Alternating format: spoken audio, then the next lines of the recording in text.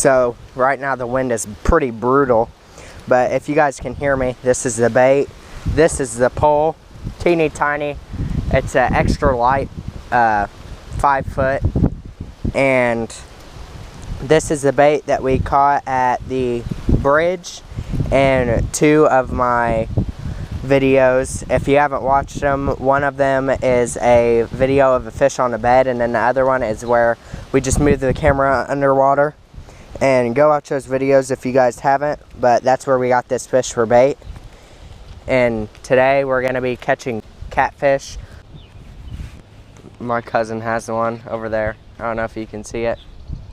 It's kind of hard to see.